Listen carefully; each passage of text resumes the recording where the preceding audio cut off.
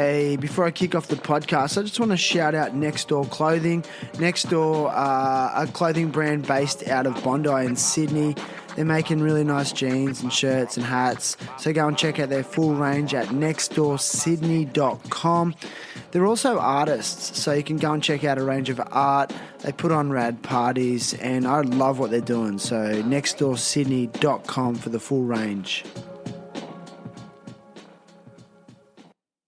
In Marlon said, I was like, I get stuck there just as long. I said to Marlon yesterday, I said, Marlon, don't tell Jared and Brendan this, but you're the best Kingpin employee ever.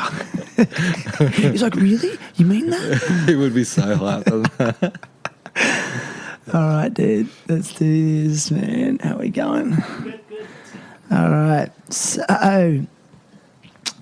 so this is for Clementine and Otis. So shout out to the rad humans at Kingpin Skate Supply. Merry Christmas, everyone. Go and get yourself a discount. Use the THT code. You'll get 15% off. You'll be supporting the show, but more importantly, you'll be supporting a skater-owned and skater-run, locally owned business. They do ship worldwide. They've got the best stock of all the best skate brands and rad shoe range, which I'm always frothing out on. Like the new, have you seen the new Tyshawn Adidas shoes? No, but I'm sure they're like a mid-top, and like anyway, I was just frothing.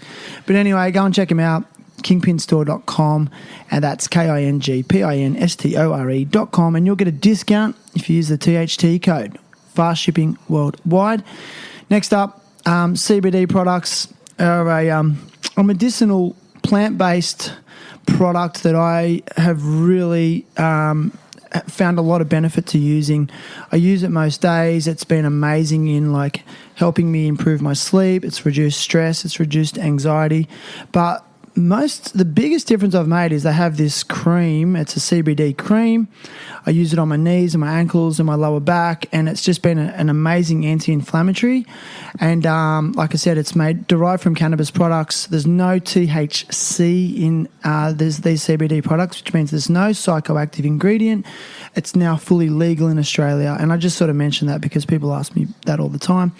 So if you go to crushorganics.com, that's KRUSHORGANICS.com, use code THT at checkout and get that epic 40% discount and fast shipping worldwide. Phew, got there, dudes. Are we ready? Ryan's in the house. Okay, here we go. Let's go. Terrible happy talks. Terrible happy talks. Yeah, good to be here, man. Whoa. Three, two, one. All right, let's do this. Today's guest is Kane Horspool. Kane is a father, skateboarder, and the street artist known as Trait. Kane is responsible for many epic murals, often depicting images of Australian wildlife with underlying themes of environmentalism and conservation. This week, Kane is with me live on the back deck to share his journey, experiences, challenges, and hopes for the future. Mr. Kane Horspool, welcome. Hey guys, great to be here finally. Yeah, Kano, what's up? And a shout out to past guest, filmer, photographer, and part-time co-host, Mr. Ryan Grant. Good afternoon. Thank you. Evening. Thank you. It is evening. Dude, it is. Yeah. Ryan's wearing his work shirt today. What do you think? That's a whole new look. I've never seen this Yeah, side. well, if we're going to go into that, everyone was just stretching or using foam rollers 5 minutes ago to have a talk. I know. It's like, are we going to be able to sit on the ground for an hour? I don't know. You're going to see us moving around like crazy. Will our lower backs handle it? Nope. You two have got an interesting dynamic. I know you guys have been friends for many years, and you decided to create a zine called Beatniks. So how did that come about as friends? Yeah, well, that's it. Like, Granny and I have known each other for a long time, but I think it's only the last it's probably longer than I think it is. We've actually started spending more time with each other because I kind of look at Granny as like he's my kind of opposite, but Fez. And I'm Kayama. So it's like Adam Harris dubbed me like the godfather of Kiama, which I take very, I kind of think Granny's like the godfather of Fez. No, I can't be the godfather of Fez. They'd be definitely old, but you know what I mean? Like this. Keza, like I would get strung up for that. Of course. But it's almost like he's very similar to me, but we from the same, like two different kind of scenes kind of thing. But yeah, I started Beatniks on a whim. Why did I do that? I can't even remember now.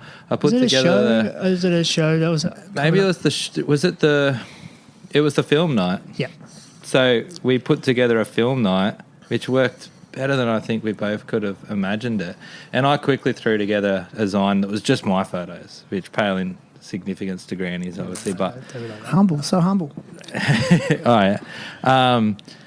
And then I quickly put that together, which is kind of issue 1.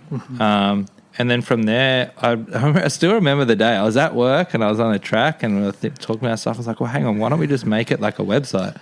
And we just constantly put articles up on it. And for a long while, we're putting articles like once a week. Yeah.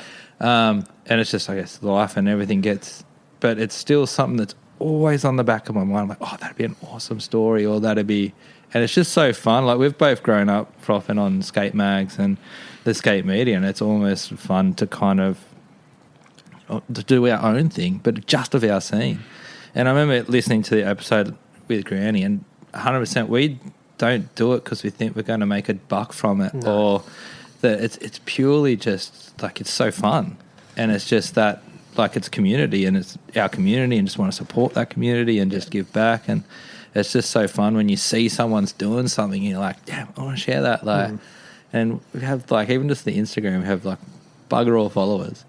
But like it's just, I actually like going on the Beatniks Instagram because it's only like Wollongong skaters. That's it. It's the awesomest feed, and you'll get through it in like 5 minutes. But it's so good. You're not exactly social media influencers. No, I run the Instagram, which is terrible because I'm the worst person for doing like anything. That inadvertently makes you the best as well. It'll just be like there'll be like one day or like a week I'll do heaps of like stories and then just not on there for like 2 weeks. I think that works as well, though. I don't think you want to be bombarded with stuff. And like Kane said, we're both so busy, like with life and work, and he's got 2 daughters, but we try our best to get it out when we can, and it's on stuff that we're psyched on, like we've said before. And we're just going to give some people shine that we think are rad. That's it. Yeah, I've noticed that. I love that. Yeah, sort of like, giving some people that wouldn't really be in the spotlight or even chasing the spotlight for that matter. You're giving them maybe just a little platform to, express who they are and show the world. And to see different avenues. Like Kane likes to write. I like to write as well. Like see what we can come up with. Other people can get. My friend Jake, who had some crazy stories. Yeah, I can't wait to get that stuff out there. Hey? Yeah, that's coming up soon. Yeah. There's actually some boards coming too, so we can give it a little bit of hype for that. Yeah. So. Do you think Instagram, not specifically Instagram, but social media, but Instagram has kind of ruined the concept of a zine? Yeah, or it's kind of funny. There's a resurgence in zines, but I think that's almost a reaction to. It's like the resurgence in film photography is a reaction to. But I could rant for ages about what Instagram and social media has killed. Like I think Instagram has killed street art in a way. Why? So I got into it early 2000s, and it was like, if you wanted to be noticed, like Roan or like the Melbourne crew, and they would, or even myself, like you had to put that stencil up like 100 times to get seen. And so it was that repetition. It goes back to the Andy Warhol thing, and it leads into graffiti with tags and just repetition to get your name out there. But now you can paint a mural and put 1 million hashtags on it and get the same kind of viewership, but I don't think it has the same effect. So that's where you go about the design thing, it's the reaction to, you're viewing everything through this, like how big that little square is on Instagram. And it's one thing I want to do, especially with next exhibition, is to do just a design that hopefully I'll give away for free or sell it for nothing. But it's purely just so people can view that thing in their hands, something tangible, you know what I mean? Like I think that people it's a reaction to it. Yeah. Also, context as well. I think it's the same with street art or for Zines. Having a photo next to another photo or within The context, cityscape or whatever instead of your phone is so different. Yeah. And you look at it differently. Oh, 100%. And it's like Well, the anything, context like, changes. like if you look at a mural on Instagram, it doesn't do it justice at all. Like, Yeah, and there's that's always no point. it's funny because I've been talking a lot about this new concept of NFTs.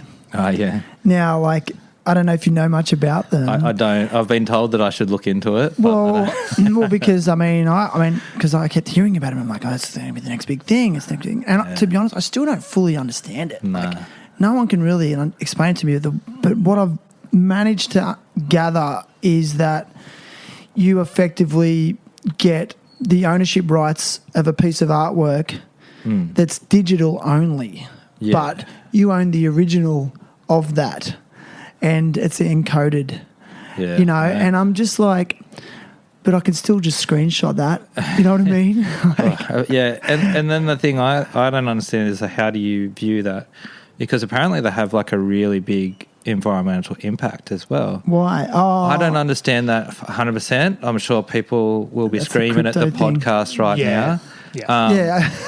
But and as I said, I haven't looked into it. But then it's like, how do you view that? Like, if I buy like a print, like prints are awesome because you can afford it.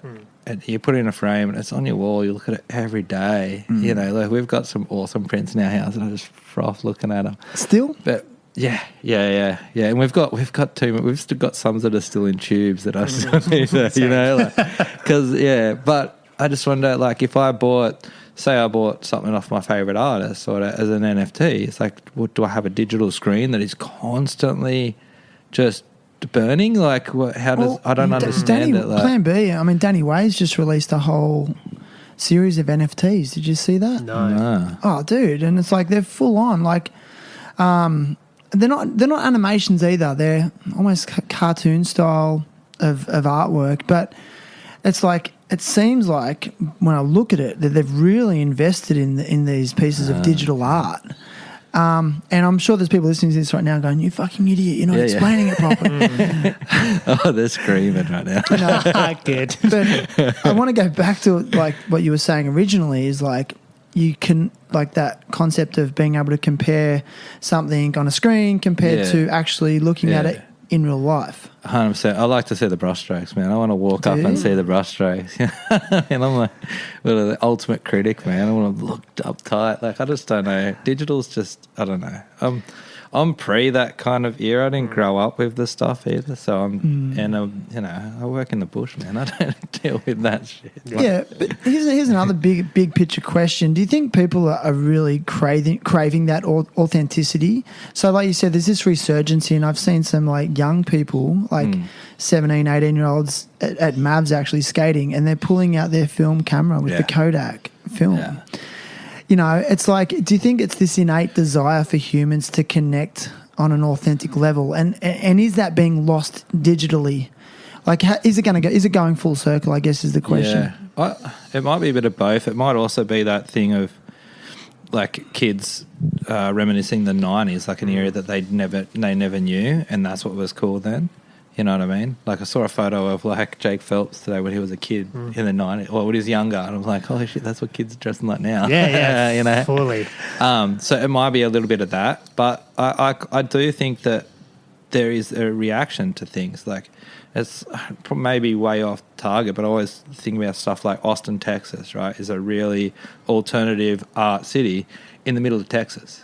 It's a reaction to the surroundings. You know, if you push people, they're going to react to the extreme opposite. You know what I mean? It's like, yeah, I think maybe it's a bit of that, maybe not. I don't really know, but for me personally, I'm getting a little bit, want to get away from the digital, but then I'm not making a career out of it either. So, you know, like I know there's definitely artists like Case McLean, mural artist, who doesn't post his stuff all the time. But like you're saying, it's almost more impact when he does. You're like, oh, wow, he posted something. Like he's painted massive murals and he doesn't even post them if he's not like fully behind it, you know, which I understand in a way. Yeah. But it's almost like, make a book, dude. Like, if I'll buy the book. You know what I mean? Like, 100%. It's more timeless. Like, 100%, because, yeah. like, I mean, your Instagram account could stay active for the rest of your life. Yeah. But then if you put all of that content into a book, yeah. like, what do you value more personally? 100%. I know I'm going to value the book and every time. That's when I talked about design with my ex. I've been thinking about doing it for ages, and it's almost that thing of just do it because you think about it too much. But it's almost for myself. Like, I want to put like some murals and drawings and artworks I've done into something physical, even just for myself, like so that I can look at it when I'm an old man. I'm not going to go back into my Instagram and scroll through, you know, like I make my art for myself. So that's what I want to, I want to look at it in a better. You're not creating a legacy for your children? My children are going to supersede me, mate. No, not at all. I think my conservation work is a little bit more for my children, but art is just for me, like 100%. It's just for me. And I had to have a really hard look at myself. What do you mean? That. I think when I was trying to make a career out of art, I feel that I was painting what I thought people wanted to see. And now I paint just what I want. And I did a few commission jobs, and one of them was absolutely horrible. I ended up packing up halfway through it and just leaving. 3 days of work, didn't get paid, and I just got out of it. I did one more after that, and thank God that was all right, so I left on a good note. But I was just like, no, I'm only ever picking up the paintbrush or the can when I want to. Like, that's it. If I don't feel a project, I'm going to walk away. If I'm not in the right headspace, I'm going to walk away. And I don't make a living off my art, so I can. But I've always said, even if I do, I'm going to want to do it now. I want to do it on my terms. Yeah. That's interesting, because that actually leads into a question I have for you is, like, what happens to your art when you are contracted to do it? So there's money involved. It can. How does it change your mindset? It can change your mindset even when it's your design. If it's an awkward... I don't want to put... Because the people who did it, they were super lovely. But there was one project I did not long ago, and I didn't post it for ages. I just walked away and I was like, thank God that's over. And it was my design, but it was just like everything else about it just didn't feel right, and it was a burden. You know what I mean? Like, and so it's just, yeah, it can feel like struggling for the word, but you have to do it. Yeah. Whereas there's some that you're just like, I can't believe I'm getting paid for this. But then there's others, like I did one for Little Fillmore's in Kiama. It's a rad little like jazz bar, like tucked up. The people who run it are just legends. Like, shout out to Morgan and Becky. They're just the best. Right. And I did it for free. Just went and painted this. Because they also said you can paint whenever you want. So I was like, hell yeah, I'm painting like skulls, man. It was like a bird skull with like a bird's nest fern coming out of it, you know, and it fit the space. But something like that, like I had spent like a day painting that for free, and I felt so much better than, you know, there's a lot of money in murals, and you can get paid a lot of money for it. And is it like people that actually chase that? In Australia, we've got a good market for it. So there's people like locally, like, don't want to throw her under the bus, but Claire Foxton, she makes a living off her art, and she's amazing. Like, Kiama girl. But what's going on in Kiama? Hey, like, it produces so many like interesting, inspiring, amazing humans. Yeah, true. Surfers, skaters, artists, musicians. Yeah. There's football players and don't know that. But I don't know. Me and good homie Luke OK. We used to talk about it all the time. Like, we tripped on it that there's so many people that... But I think it's that thing that, like... All right, so there's a little tangent, right? I grew up with Robbie Madison, right? He grew up on same street as me. We went to school together.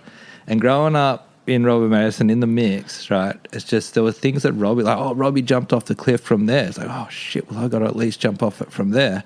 We didn't know he was going to end up where he was, you know what I mean? Like, that was just the standard. So I kind of feel like everybody else was kind of pulled up a bit because it's like, oh, keep up with Robbie. And there were people who were jumping at the same height as Robbie too. Like, you know what I mean? So it's like, I've got to step it up. Yeah. So I kind of feel that when you have other people around that motivate you, but then at the same time, like, there probably is, but I can't think of anyone older than our generation who really pushed us in that kind of creative sense.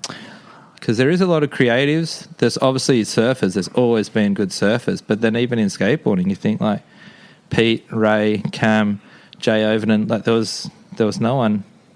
Like there was me. Like I'm not exactly. They pushed me 100%. But compared to them, like that's what I mean. Like they're at that next level. So I don't know. You kind of wonder where it comes from. But maybe it's in the water, or maybe they're just a product of the environment that they're growing up in. I mean, it's also a beautiful natural environment. But it also probably is just opportunity.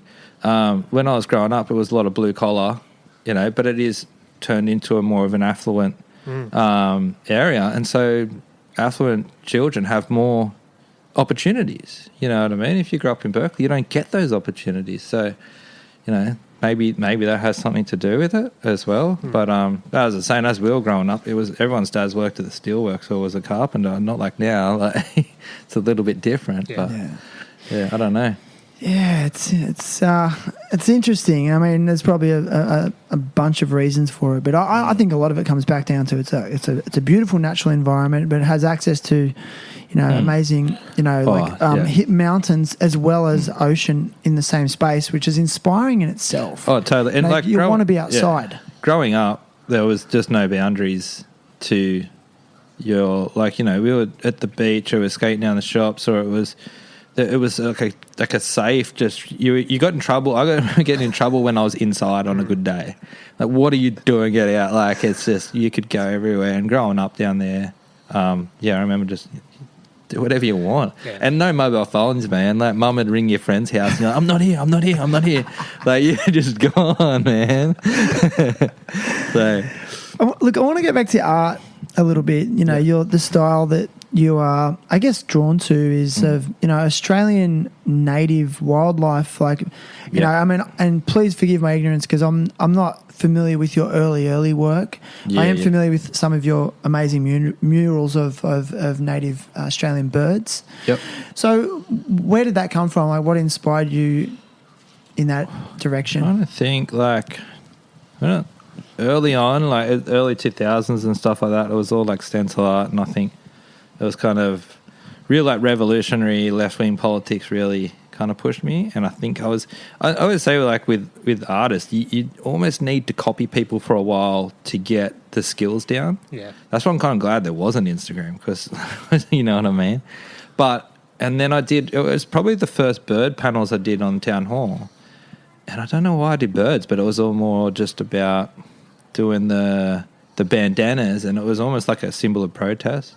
But it was like what I said, like that kind of got a bit of a roll on, and people, we like your birds. And it was like, okay, that's what people want to see. But really, it just comes back to that thing of like, people say like, write what you know, paint what you know, draw what you know. Like I've worked in conservation in the bush for almost 20 years now. And it was one of my first jobs. My supervisor had the Simpson and Day bird guide in the car all the time. And I just started picking up and reading through. This is awesome. Bought it for myself, and then just got really into just birds because, like, in bush regen, you can be working in some shitty spots, shopping trolley creeks, as I call them, but there's always birds. And the work can be really monotonous and hard. Like, it's hard work.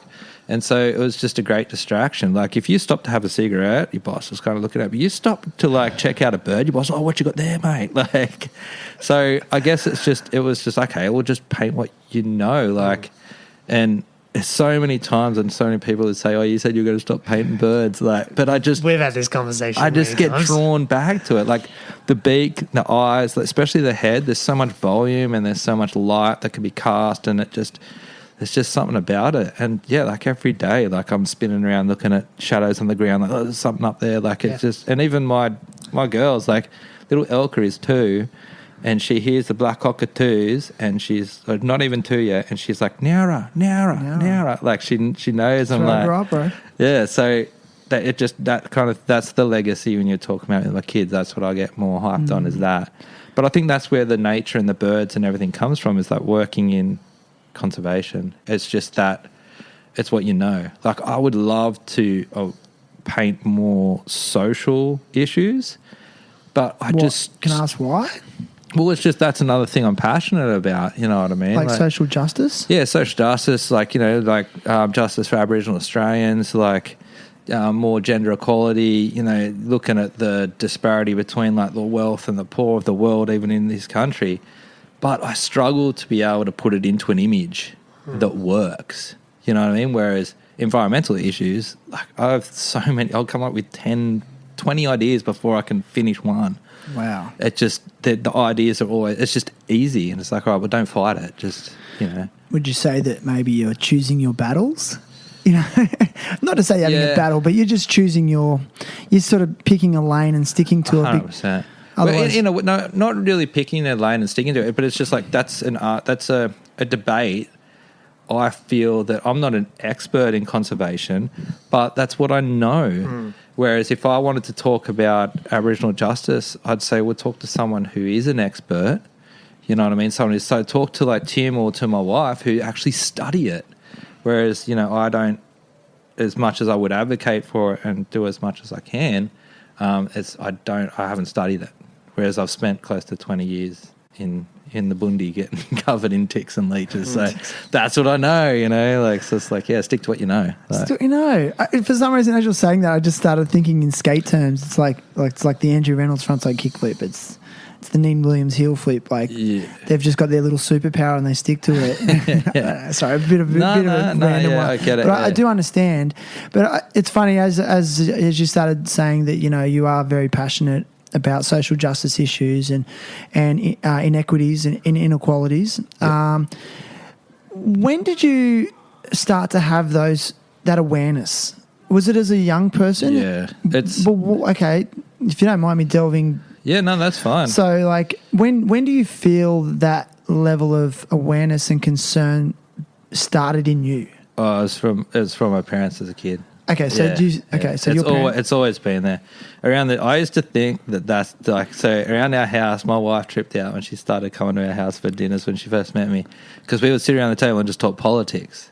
Really? And my mum's pretty progressive in her ideas, and so is my dad. Dad grew up; he's a Labor man. Gough Whitlam is his hero, so that's what we like. We watch ABC News every day, and then 7:30 report. Like I trip one of the kids that like watching ABC Kids. I'm like, man, this is my TV. I didn't get to watch this. But that's just what we just. And then around the dinner table, that's what we discussed. And so I knew about Nelson Mandela and Charles Perkins and Eddie Mabo, and that were the things we talked about. And so that just it led on, and then my mum got me Nelson Mandela's Long Walk to Freedom when it come out. What do I mean, like 12, 13 or something, like the picture book, and that just you're looking at these scenes of these kids getting shot protesting against apartheid, and you're just like, that's not what I'm seeing out my window, and it just I guess what probably made me a little bit different to the other kids. But it's just that's where it started, and then it just kept going. And my mum always said to me and my sister, was like, question everything. Like, I don't have the answers, but she said, question me. Like, I say something that doesn't make sense, research it. I'm not saying but research solid, not just Google search on the internet and whatever comes up. But obviously we didn't have that then, so it was like, all right, read a book. If you're interested in it, pick up a book and read it. So that's what I grew up with, and it just... Yeah, as I said, I thought that's what all families did. And then you get old and you're like, oh, no, it's just my family, man. Again, man, it's like nature versus nurture. That's the environment you were brought up in. And that's it. And it's the same thing as, we'll go and hiking and we'll go and bushwalking and all. So when I fell into bush regen, it was just like, this is a comfortable space. I know this. I can do this. It wasn't like I wanted to do it out of the gate, but, yeah. Are you... following your parents' lead in regards to your parenting style?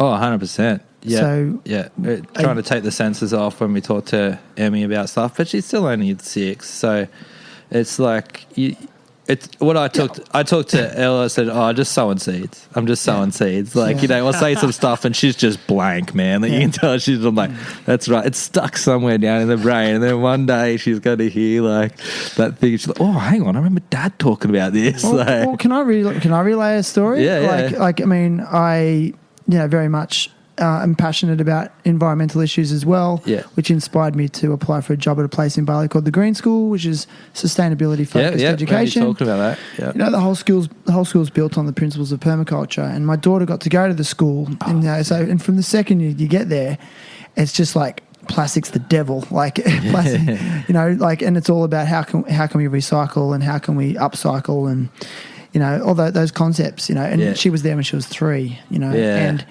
literally ever since, like, I can't go anywhere with her, and she'll see rubbish on the ground. You know, she's 6 now, going on 7, but even when she was a 3 and 4-year-old, pick it up and she'll go, "Daddy, like, I could make art out of this." Yes. So she's thinking about how she can reuse these things. You know? And it just brings a tear to my eye. Awesome. Like, I feel emotional talking about it because, like, don't underestimate like the impact of the concepts. And I just, like, they are watching every single thing you do. Yeah, it was like Emmy she teaches her grandparents like plants and birds and stuff. Like, she's got amazing plant ID and birds and stuff. Crazy, dude. And I've never forced it on it either. That's one thing I've kind of thought is, like, you don't force it. Like, if they want to do it, they want to do it. Like, it's the same with art and stuff. She wants to do it. And they see what's around them. And especially with drawing, like, Elle draws a bit as well. And I think for kids, if they see their parents drawing, they think, like, or painting or doing something creative, it's not just something kids do. You know, it normalizes the action. And so it's the same with, like, she sees me out in the garden pulling weeds or whatever. As a little kid, she wants to come and help. And so she knows the difference. I was teaching the other day the difference between air harder and microlina. It's like all bush regen nerds out there, if they're listening, to just be like, yes. but like, I said this to Tim Conan the other week. Though that's not his real name, but I don't want to reveal his real name. But that's his alias, which I totally respect for whatever reason it is. But he was saying that, you know, like, we're sort of talking about, like, what a motivator to be the best human you can be when you have kids. And I truly believe that kids, your children are your best teachers because they reflect the good and bad in you. Yeah, okay. But I also feel like when you live a life of dedicated to continuous progression and education, you know, you're just going to instill those values on your kids, and you don't even have to really tell them about it. You just have to live it. Yeah, that's right. So I know these might sound like obvious parenting concepts, but I want to talk about them and remind people. No, 100%. Like, when you're talking about childhood stuff, like, I definitely got my creativity from my mum, but I got my work ethic from my dad. So I've never seen my dad just sitting on the couch watching footy. Yeah. He was never that dude. He was always doing something. He was working on cars, or he was building something, or was doing, like, if I tell him there's something to the house, like, it's almost, you almost don't want to tell him because he's going to be there. Like, he just wants a project. He just loves it, you know. And that's what I think with my kids is, like, my wife works so hard. Like, she's amazing. Like, especially in lockdown, she was homeschooled and she's got a 1-year-old. She's working a couple of days a week and she's studying social work, like, doing all this stuff. And I just think that's the best role model for my daughters. They're going to grow up and just say, oh, you don't just, you know, just live while, you know, you get married and do whatever, you know, you make your own career, you do your own thing. Like, yeah. And especially with myself, like, I get frustrated when I can't do something, you know what I mean? Like, yeah. I remember she watched football at someone else's house. I was just like, what is this? Oh yeah, that's what like regular people watch, darling. She's like, what's this? Why are these people sitting around watching? They're sitting there for 2 hours. Yeah, because we don't watch anything. Like, we don't watch sport. Like, we don't, you know. Might seem weird, but I just don't have the time. Like, yeah. So to recap, too much to do. Sorry, Kane. Yeah. So to recap a little bit though, so you grew up on the south coast of New South Wales, Australia. Yep. Area called Kiama. Kiama Downs. Excuse me. You know, and so you went to school in that area. Yeah. Like, okay, how would you describe your school years as a young person? Primary school was pretty much normal. Went to Minamara Primary, and then I went to St Joseph's High School. I know Albion Park. Yeah, parents aren't religious. It's just I don't think they liked Kiama High at that time. Had issues with it, so that's why we went there. They were a little bit awkward. I was always the weird kid. Always a little bit out. Never really fit in. Why? Because you didn't like footy? Yeah, also, and just, I think because I didn't grow up with the kids. Like, I went from public school to private, and then, yeah. So I was just a weird, awkward kid, you know. Yeah. But was a good education. Learned a bit. Found a couple of people, but it's like I don't know anyone from high school. I don't. Once I found skateboarding, I didn't really find skateboarding until I'd gotten out of school, and that's when I was like, oh, I found my people. Like, you know, like 'cause I grew up bodyboarding, so I would go surfing, bodyboarding before school every day, out Mystics. Like I was just obsessed with it. Every single day, you know, when you're in homeroom and your nose is just dripping of water, like you just, that was me. And there was definitely people that I grew up with in that, but then it's just, I don't know if I got burnt out or, but it's just like I started skating more. Like we always skated when the surf was shit. And then once I found that, and it's just that freedom to be yourself, I think is the thing. And bodyboarding is definitely a bit more eccentric and there's definitely more individuals than maybe, say, surfing, I don't know, but skateboarding is like every single person is an individual, you know, like so, literally right down to what they're wearing, and how they're wearing it, how they're doing it. Like you want to, like even within bodyboarding, you know, like there's 20 tricks. You know what I mean? And you got to kind of do it. Like I did comps and everything. I was no good at. I'll say okay. You were I was never gonna get anywhere. But I was no good at groveling. Like I couldn't do spinners all the way to the beach and anything like that. But you know, I liked Mystics because it was just like drop in ramp. Like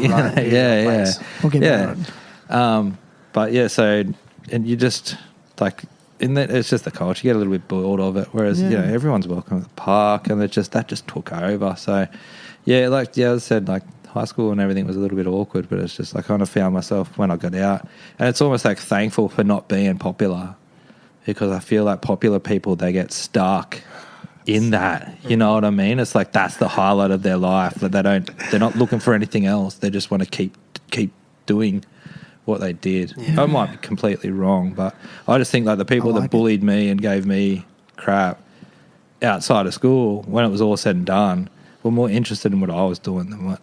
Like I don't want to say nothing. You know? Like I hope they're doing well, and I hope they're great, and I hope they're happy and everything like that. But and obviously they had their own issues. That's why they were putting it on other people. Like everything, I feel sorry for bullies because obviously they've got some real issues. So you were bullied? Yeah. Well, I was a small kid. Like you know, they're easy target, and I reacted as well. That's what you should never do is react. It just. Laugh it off or walk away. The bully hates that. They want a reaction. You give them a reaction, they're coming back for more. And once I learnt that, then I was like, oh shit. So was this around the same time that you started getting into art? Well, I was always drawing. So my mum's creative. So you started very young. Yeah. So mum, she studied Bachelor of Creative Arts when I was young. And I remember her doing it. Like, I remember going to, like, TAFE and stuff. I must have been super young, like, real early memories. But, yeah, I always remember Mum drawing. And then she got into ceramics. Like, she's an amazing, like, ceramicist. I should know the word. But she does ceramics. So she does amazing stuff that's, like, a bit outside of the traditional, you know? Yeah. And so I just always saw it. So I always drew. Like, I studied art in year 12, but it's funny, like, back then...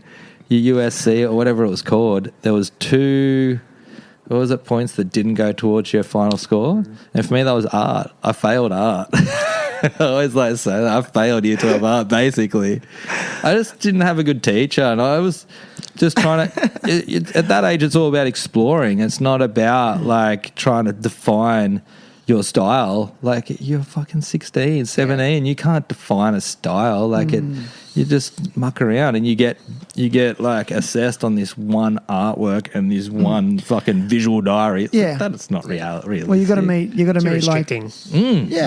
meet outcomes. 100%. Or it should just be more about like ideas and just it shouldn't even be assessed. It's art. You can't assess art. You know what I mean? Like. What's someone like? What you like, I might not like. What I like, you probably don't like. It's fucking hard, man. Like, it's like food. Like, how do you assess it? Like, Who would you say have been some of your greatest artistic influences? Yeah, so I know it's a big question. I think about that all the time. I do. Well, let's try and break it down a little bit for you. Like, what about when you were a teenager? Who were you like frothing on and wanted to copy? Man, that's funny. As a teenager, I think it was just discovery, you know, like I was seeing what my mum was doing, even with my auntie. She did some amazing stuff. So no one of any like... I can't... It would have just been stuff from everywhere. You know what it probably would have been? Like, Mum used to take us to a lot of art galleries, and it's funny, as a kid, I used to hate it. but I reckon it just all rubbed off. And so but it would have been comic books. Oh, yeah. 100%. Like that's, if I think about what I was drawing back then, comic books. Like that's what it would have been. Cartoons and comic books is the influence. And then obviously then you get into skateboarding and it's skateboard decks. Like, whereas the art that's in bodyboard mags and surfing mags and skate mags, like that's what was influencing. It wasn't me until I moved to Sydney to skate. I got mucked around with graffiti and stuff, but I was just by myself. I didn't have a crew. I didn't have anyone else like, no, that's wrong, that's right, or even this is how you do it. And then one dude showed me how to cut a stencil, and then I started doing just stencils on my own. And then I was like looking around the streets, I'm like, oh shit, there's all these people that are spraying these on walls. I'm gonna beautify the streets. Yeah, well, it was more just like about like, oh, you could put an image on the wall like in 2 seconds, and then it's that thing, like I was obsessed with like bodyboarding, then obsessed with skateboarding, and then just art, become obsessed with street art. I was still skating and still obsessed with that too, but I think like the two really go together, so it wasn't like two different worlds. And it was just like skate during the day and then just like street art, and I just got obsessed with it. And so that's when I started getting into influenced definitely by individual artists. Okay. It wasn't until I was like local 19. and global. Australian, global, like people like Roan definitely was a big influence early on. Megs, like the stencil art stuff, and of course Banksy. Like back then, I'm not a major fan of what the progression or whatever, like, but definitely like his book Walls and Pieces was like a Bible to me. Amazing. Yeah. So. It's definitely like that, but then it just progressed into that. That's what I like to quote Roan, because like Roan was making stencils, and then he pushed into murals around the same time that I think a lot of other people were naturally doing it. And it's just like, okay, let's just keep it progressing into something bigger, literally. Yeah. Massive. Yeah. Crazy. So. Yeah, I mean Banksy, like even for people who are not into art, like he just had such a profound impact on the world. I think like he definitely had an impact, and he definitely was worth mentioning. But Banksy is just like the Tony Hawk. It's like people outside who don't really know the world. It's like how many times you get, there's Tony. It's the Tony Hawk factor. You know what I mean? But Tony Hawk still does gnarly shit. He does. Yeah, he's still relevant. It's not like he's just writing it. He's respected. Banksy still does some cool stuff, but compared to what everyone else is doing, I just don't think he's as relevant anymore and doesn't deserve in this modern era. Again, people are going to be screaming at the podcast, but that's just my opinion. You're allowed to have your opinion. I think people like Fintan McGee and Case McLean and guys like that are pushing it way more, like Guido Van Helten and all those guys like are just way more influential and painting really just motivating, moving shit. And sorry, like Banksy is, come out from the closet and paint some murals, dude. Yeah, it's a different era. Yeah, like, we don't care anymore. Yeah. Going back to that time, you said you were doing a lot of street art and stenciling. Was that driven by a motivation to either to build a reputation, or was it sorry if this is a hard question, but were you doing it out of a desire to build a reputation or a desire to progress your art? Sorry. No, it's a really good question. To be honest, I don't think it was about making a name for myself. It's just I've always enjoyed why were you doing it then? If you make art for people to see it, you know what I mean? And I've always had this idea, galleries are different now to what they were then. You can have lowbrow galleries and stuff. But then it was like, you can put a painting in a gallery, but who's going to see it? I paint it on your wall, and you have to see it. And especially if it's like political or it's left wing or it's like something progressive, you're like, this is my protest. This is me. This is how I express myself. And 100% the reason I got so into the early street art stuff is because it was anonymous. Like, that's what was so great about it. You didn't know who anyone was. I used to trip when I see a picture of someone, like, boy, in my head you did not look like that, man. And like, that's where trait came from. I had names before that, and it was purely, it's not out of like a legality thing. It was purely just out of an anonymous. Like, it's not about me. It's art before the artist. I've always said that, and I get a little bit frustrated. Or not frustrated, like do whatever the hell you want, but it's like you paint a mural and then you get a photo of you standing in front of the mural. It's like, get out of the way, dude. I want to look at the mural. Like, it's not about you. It's about the art. Like, so it's the thing I always tell you. Like I love putting my art on the walls. Like exhibiting is awesome. Group shows are cool because it's not all about you. Like you look at everyone else, but like opening night of a solo show sucks. What? I love putting the work on the walls. Don't want to talk about it. It's not like I'll talk about it with you guys, but then I don't like the attention on me. The attention's on the wall there. Like, if that makes, it's probably a bit away from your where all question. your effort went. Yeah. So for me, it's the process. I enjoy it. You got to enjoy the process. If you don't enjoy the process, then I feel sorry for you. Well, because you're only doing it for the end result. Okay, well, here's a question then. Like, let's say you do produce a piece of art that was a painful process and you didn't really enjoy it, but you still produce it and people love it. Yeah. Okay, how do you deal with that scenario? Well, if it's studio work and it's a painful process, like it never gets shown. You won't show it. No, it gets painted over and you do it again. Or the one thing I do if something's really struggling is you put it away. You turn it around, you put it away. Like I've got so many half-finished paintings that I might one day roll back out and like as soon as you see it again, you're like, that's what's wrong. But murals can be like that. It's because you the whole time you're painting it, it's in the pub. It's being shown as it's being produced, which is the beauty of murals. You can watch. Do you get anxiety around that? Nah, not really. But it's when it starts. Sometimes, pretty much every single mural I do have a moment where I'm like, shit, I'm blowing it. It's not how it's going. But it's that problem solving that I enjoy. But like, even the one at Warilla, that big one I did there, like I was so stoked on the final result. But man, that was a whole day. I was hating myself. It was absolutely pouring because I work around the corner, and it wasn't the best weather. But it wasn't so much that. Like it was, I was struggling with an element that I had put in the mural that it's not a strength of mine that I probably shouldn't have.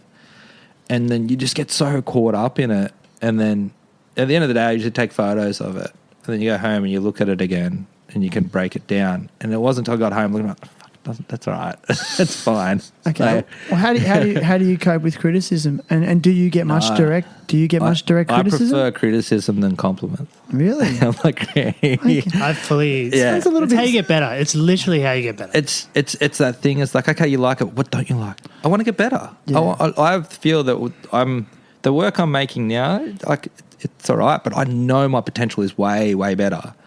And it's that thing when you're so stuck in it, you've got your head in it, you're just staring at it. You want someone to come in and go, that looks weird. You're like, thank you. I thought it was weird Okay, too. but is it also because you're scared of your ego getting out of hand?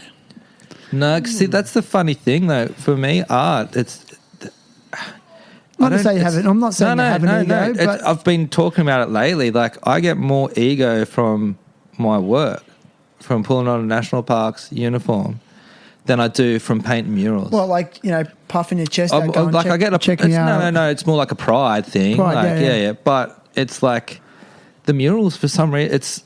I just enjoy the process. I enjoy doing it. I will go and I've done it. You go and paint a mural in an abandoned building, or like at the back of the skate park or something. And I don't even take a photo of it. I just want to paint. It's like you go for a skate and you don't film a trick. Like, would you say it's a meditation? 100%. Yeah. Right. Especially lately, and that's what I've been looking at actually only recently, is changing the process in which I paint and stop trying to force myself to paint away I think I should. Or I mentioned Fintan McGee, he's probably one of my favourite artists. He's really loose in these, and that takes a lot of like guts and skill to be able to do that.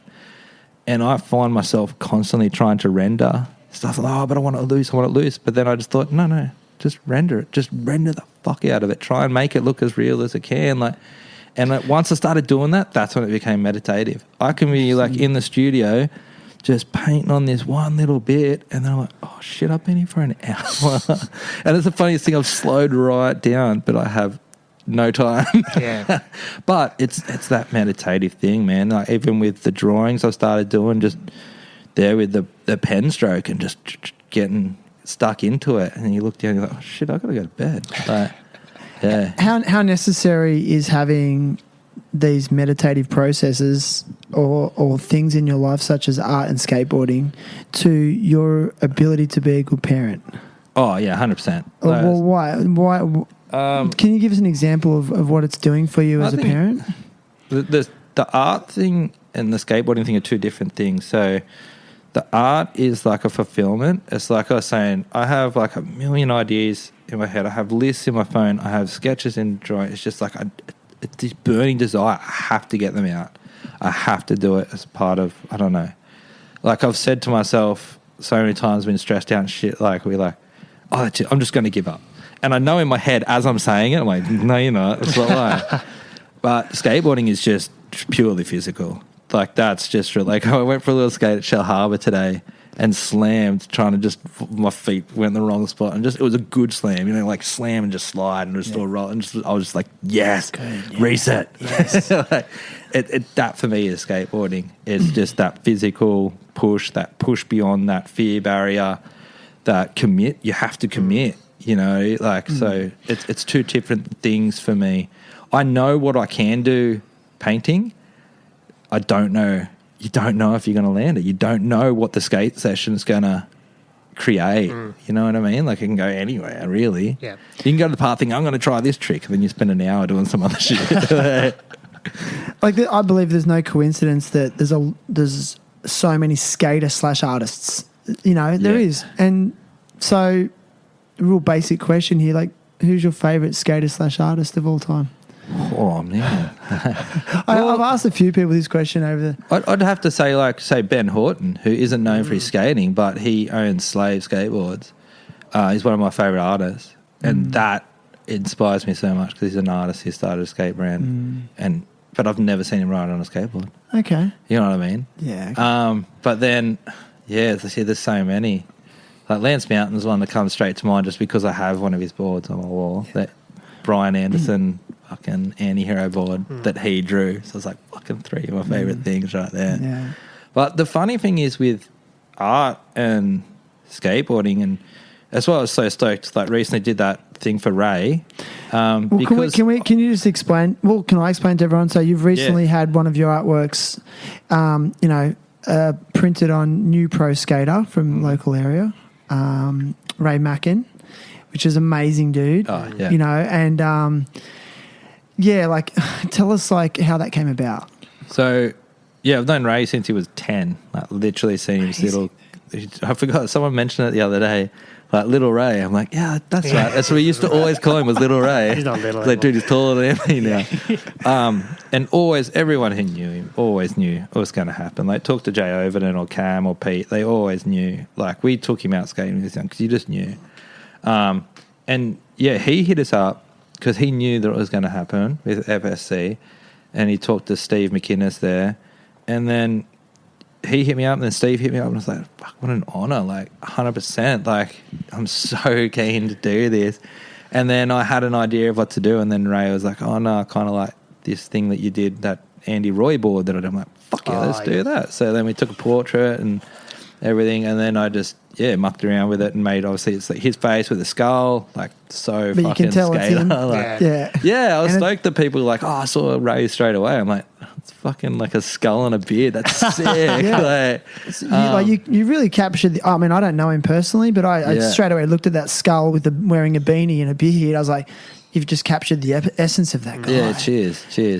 I was feeling that because now he's got... My question is, how, that takes years to refine that ability to capture the essence. Oh, 100%. It takes failure. It takes a lot of failure.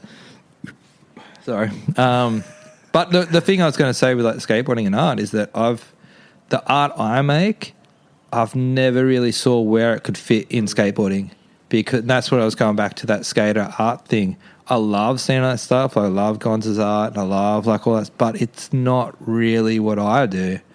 I'm more in the realm of realism. And you think around, like, it's not the only place I could see my art would be Slave. It's the only place I could see where it would work. So when they hit us up for that, I was just like, hell yeah! Like, if this is going to work, then yeah, that's what I want to do. So yeah, it was like my first board I've done. It's Ray's Pro board. And it was just, it was such a sick time to go down and then see my art on a board and then think, hang on, no, it's not about me. And then just see how happy Ray, man, that was just, it was such a sick day. Like, Dude, it's another, in my opinion, you've created another legacy item. You know, you're creating beautiful things and they become timeless. Yeah, especially that. That board is like, he'll be pulling it out. I mean, you were mentioning Lance Mountain's artwork. I mean, my first ever skateboard was a Lance Mountain. Yeah, right. Power Peralta Bonite board. Yeah. And I remember the graphics distinctly. It was the indigenous lines. Yeah. I know that They were indigenous drawings, replicas. Yeah. I can't, so I'm not describing like the caveman ones. ones. Yeah. And it was like, yeah, it's just like, it's timeless. Yeah, it's timeless. 100%. And now I want to get a reissue of that board. Yeah. Well, that's especially for me, as I said, like growing up, you see skateboards, and that's one of the things that draws you to the whole culture of it, is that like you were saying, like there's so many creatives in skateboarding. It's like literally on the bottom of our boards, like it's part of it. But yeah, I think that it's not so much going back to this. Not that skateboarding creates creatives; it's creatives are drawn to skateboarding. It's like that's that side of it. Dude, that's a really and that's the thing, like I'm saying, like going to climb a skate park, it's like, I found my people, I found my misfits. Like I'm like you dudes, like I'm like everyone here, like it's just a bunch of misfits. But I really identify with you because I grew up probably an hour south of you in Nowra, you know, and very much a little bit more inland, but very much it was just a footy town. Yeah, and also because it was a little bit inland, like a lot of people into cars. You know, and I just couldn't identify with anything, you know. And same thing, like skateboarding just saved me and it gave me somewhere to be, you know. And I think it's just, I mean, we know this as skateboarders, but it's just, I feel so grateful for it every time I hear it. And you're just another example of that, you know. It's like a safe space. Yeah, it is a safe space. And that's what, when you were talking about like the Wollongong scene and everything in your last one, I think, like if you think about like the people, like if you just three, so Ty, Lennon and Ray are three complete individuals just doing their complete own thing, like dressing the way they want, doing their thing like that. Yeah, it happens a little bit in surfing, but like where else would that really happen, you know? And that's what it means. It gives you the freedom to really be yourself. And it's taken a while for skateboarding to open up to like LGBTQI community and like women in skateboarding, but freaking embraced it the last couple of years. Like finally, it's finally, but it's like it's almost gone. Just like there's nothing more punk than like a female skater in my mind. Like, you know what I mean? Like that's, especially if you're going to the park and you're going into that. It was a male dominated area. It is. You know, I bought my first female pro skateboard, my current board. Because I was like, sick. I mean, I like the shape. It's Brianna Gearing. Yeah. Gearing, is it Gearing? Gearing. Again, people screaming at the podcast. You know, and I just Good Impossibles. And I was like looking at trying to choose boards, and I was like, well, I like this is the dimensions I want, but I'm like, I've never owned a female. Yeah, true. And I want to support female pro skaters. Yeah. And ironically, she rode for girl. Girl. Yeah. You know, I love a girl on girl. That's so sick, eh? It's so rad. Yeah. But 100%. It's like the Alyssa Steamer board. I so want that Baker board. Because growing up, Toy Machine Welcome to Hell was the first video I ever saw. Was it? Yeah, dude. And Alyssa's always been one of my favourites because of that. Yeah. And it's just she crawled so they could walk. You know what I mean? Yeah, she broke the barriers. She kicked the door down. Oh, yeah. And the height of... You know, like... And look at it now. In the height of a really masculine time in skateboarding. Oh, 100%. But even like Lizzie Armano, like, I was probably saying her last name wrong. No, I think you're right. She used to compete. I remember I went to Manly. She competed against the guys because there was no women's bowl section. So she would compete against the guy. And I remember watching one once and the commentators like... Oh, and like there's going to be a lot of sore guys going home today because like she wasn't just like a token. She wasn't ripping. She was up there, like you know what I mean. Like she might not have made the finals or won, but she was definitely beating a heap of dudes. Yeah, no one was saying, "Oh, she skates good for a girl." No, she's just one of the best backside airs ever, just straight up. And now look at women's skateboarding. That there's a whole bowl.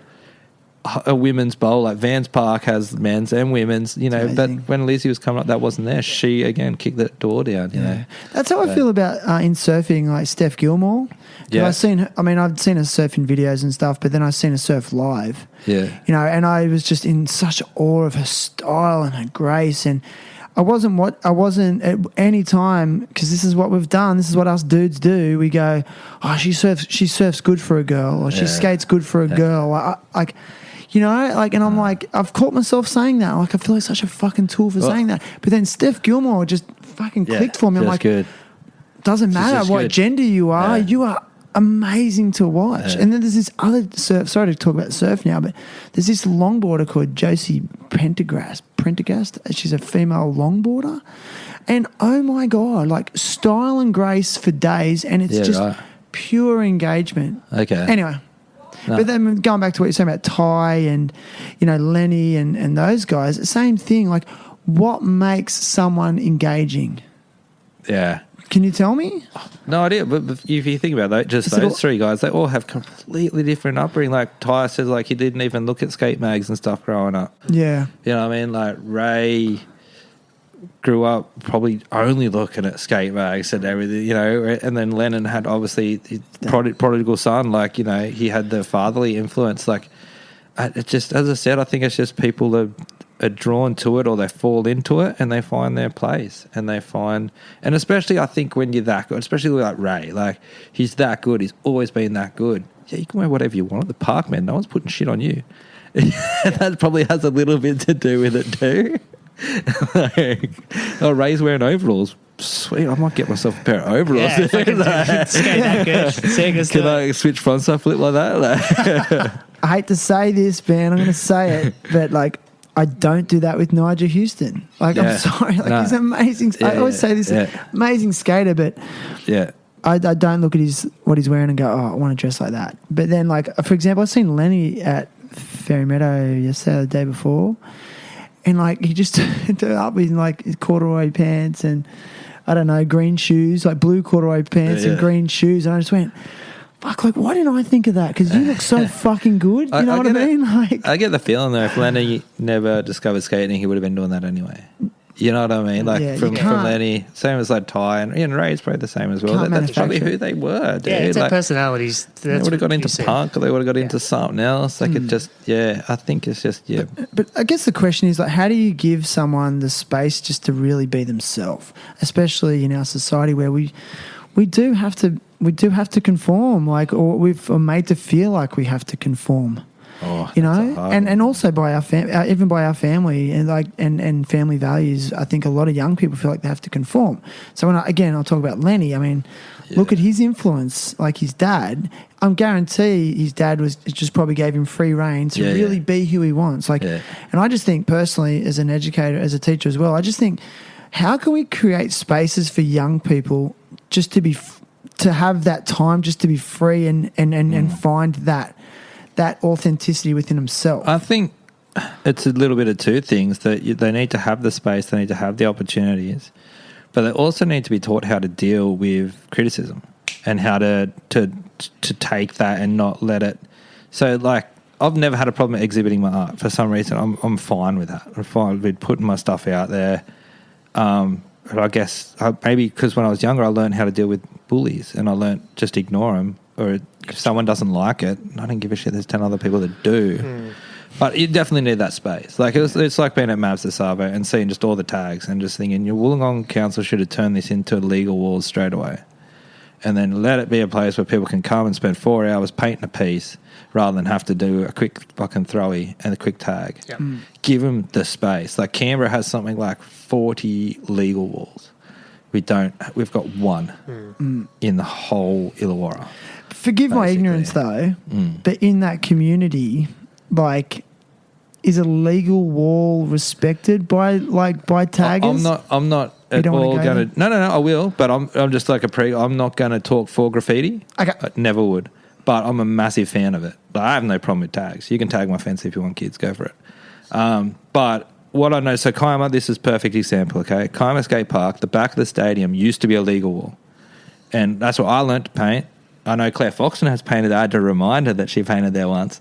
But people, every week you would come up and there'd be a new piece. And it'd be sick. Like, I remember once I painted a piece and I didn't have a camera with me before camera phones and shit. And so the next day I come up to take a photo and this dude painting over it. It's because it was just that quick, you know. And then all of a sudden, they just one day, two of my mates were painting up there, and the cops come up and arrested them. And like, they had boombox and shit. Like, they're not trying to be stealth. And like, this is illegal. And they're like, not anymore. And the case ended up getting thrown out because they fought it. Because if you fight it, then the council realised it's not worth their money. But as soon as that happened, that's when the skate park started to just get bombed with tags. Because I can't come up here and paint for 4 hours with my mates. Fuck it, I'm going to come up at night and do 40 tags. They just want to paint. You know what I mean? And once you criminalise an activity, you make criminals of the people who enjoy it. Like, as I said, I'm not going to speak for graffiti, but it seems like in Europe, where it's a little bit more accepted, the scene is less kind of violent or criminal. You know what I mean? Like, as I said, I'm not going to speak for graffiti. I can't, and I have so much respect for graffiti. Yeah, and I don't want anyone to be screaming at the podcast. You know, but you know, I'm sorry. A lot of people say that on this podcast, like, "Oh, I'm going to cop shit for that." Well, I'm not worried about copping shit. I just don't want to. Like, they deserve a voice too. I'm not their voice. That's what I'm saying. It's like if you want an expert on something, talk to the expert. Sure. But you are entitled to your opinion. Oh, 100%, but that's my opinion. Exactly. As I said. Yeah, and I think that's the big distinction right there. You're not claiming to be an expert on the matter or some sort of guru. You're just saying, like, look, this is what I think. Yeah. And, you know, it's great to get your perspective, so thank you. Well, and the funny thing is, especially if we go back to the art and the mural world, so many people, like I dabbled in graffiti when I was real young, and so many of the greatest mural artists, like Fintan McGee, used to paint trains. Like, they all came from that same world, and it's so funny. Everybody would get it. You paint a mural, like, I love what you do, but I hate that graffiti shit. And you're like, well, where do you think I started? How do you think I learned how to use a can? Like, and a lot of the mural programs are designed as graffiti prevention. So, in the one hand, I feel, you know, I'm taking money from the council because they're trying to prevent graffiti, when instead of trying to prevent it, why don't we include them? Like, where the only reason I learned to paint the way I did is because I had Climate Skate Park. As we said, I had a space. I had a space that I could go and I could try and get bigger. I did my stencils up there, and then I started to go bigger and tried to actually paint full-size pieces because I had a space. I had an opportunity. Yeah. But if you don't have that opportunity, then how are you supposed to ever get beyond the tag or the throwy? Yeah. You know? Would you consider yourself an activist? No, because I'd want to be, but I don't actually get out there and protest. I don't actually, you know, I'll paint artworks that might be seen as that, but that's just my release. Art's my release from all the frustrations and shit. So, yeah, not really.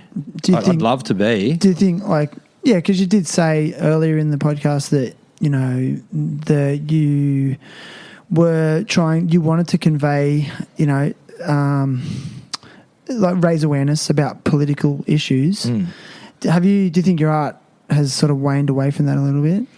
No, actually, or more. No, do you see where I'm trying to go with this? No. So I don't know if I worded it that well. No, that's right. Yeah. If anything, one thing when I said I've like looked back at my art and I've taken a real solid look lately, is that I've actually taken the censors off.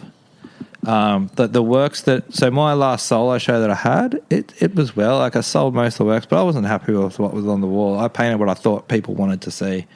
The next shows, there's going to be paintings that are not going to sell. No one's going to want that on their wall. But can you explain why? Like, what? Well, like, okay, the one I'm working on. Polarizing? No, it's just the one I'm working on at the moment. It's like a human heart attached to like petrol bowsers with like birds covered in oil. You know, like, who wants that on their wall? I mean, but the funny thing is, when I say that, though, once I started taking the censors off, like, I would put that on my wall. Same, like, dude. I'm just listening to going, actually, no, I like that. So it's like that thing of, like, yeah, take the censors off and paint what I enjoy, and people like myself, like you guys, will enjoy it too. Yeah. But at the same time, it's, yeah. And if they don't enjoy it, well, then they're not your people. Yeah, I'm not making the art for them anymore. It's purely for me. Like, you know, you've made a good artwork when you can't stop looking at it yourself. No way, dude. Yeah, that's how I kind of prove. So rad. Yeah, it's like Powderfinger said, like, they know it's a good song if they all get goosebumps listening to it. No way, like, dude. I fucking like that. Yeah. If you're not getting vibed off it, like, I kind of feel sorry for you that you're not enjoying the process. That's interesting for me. You've just sort of hit me sort of deep there.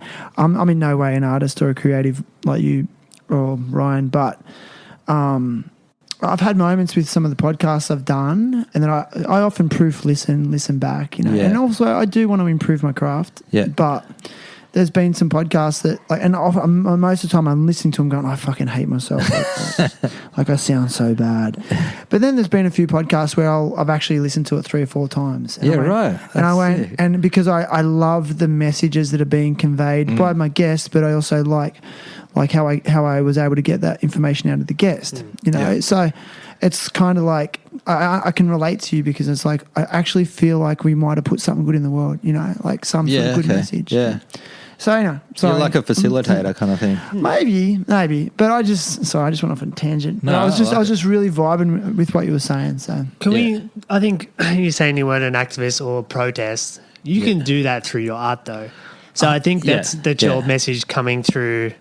Oh, 100%. But that's, from me, that's not what I feel. Like, I feel like it is just a release.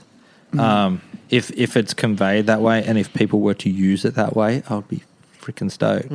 And obviously that's the point of it a lot of the time. But, it's just, that's not, I feel like I could do more if that this is your form of activism, dude. Yeah. Because you care.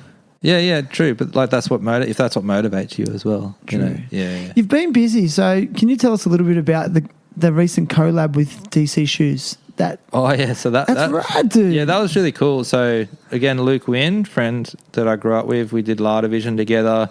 Super creative guy. We've bounced off each other so many times. He's worked for Billabong and Mambo, and he put the links out. So they were looking for an artist, and he suggested me. And then Sarah, who I work with, DC, she was awesome, super patient, because they kind of saw what I'd done and they liked it and they thought it would work well. But also, I paint. I'm not a graphic designer. Yeah. So it was a little bit, for them, I think it might have been a learning curve as well. And especially for me, I learned so much from that project. So can I describe the art piece? Yeah, Or do you want to describe it? No, you describe it. Yeah, it was pretty, they had like an idea of what they wanted. Yeah. And I'd already painted Crown. Shout outs to Crown. I painted the panel there, and I painted snake with roses, like a red belly snake with some roses. Because again, Brett said you can paint whatever you want. I'm like, fuck yeah, I'm gonna paint a snake. No one ever lets me paint snakes, dude. So and they saw that, and then they were like, well, we want something similar. I'm like, oh, I've got this idea, and I did some basic, I think, Photoshop mocks, and showed them, and they're like, yeah, that'll work. And then I got busy painting it. So that's actually on canvas, and painted it. And then took photos and then mucked around with it a little bit and then painted the DC Shoe Co. actually separate and then introduced it. First I painted it and then painted back over it, and it was just a funny process because they're like, can we just change like this? I'm like, I got to paint another element at it, or it's not just so. It was a learning curve for them and for me, but it's definitely, I think the end result looked sick because because it was painted. They did a little bit in the printing, which I think makes it a little bit better. So dude, but it was just, I was hyped, man. It was DC Shoes to get the opportunity. Like, I'm an absolute skate nerd, dude. And like I said in the post, what DC's been doing lately with like the social work they've been doing with like Spin Effects and like Cuba Skates and doing stuff with mental health. Andrew Huberman, who we were talking about before, they've been doing some great stuff. So DC are doing that, are they? Yeah, they're doing some awesome, it's interesting because I personally went off DC. Like, I mean, because I used to love them back in the day when they first started. I mean, I had the very first pair of DC shoes, Yeah. We used to think DC stood for Danny and Colin, but, Colin McKay. But we found out later it was Draws Clothing. But then in recent times, they kind of went mainstream. I think they got bought by, was it Quicksilver or someone? Like they that. got bought by Quicksilver. Yeah, and I kind of went, but then to hear that they're...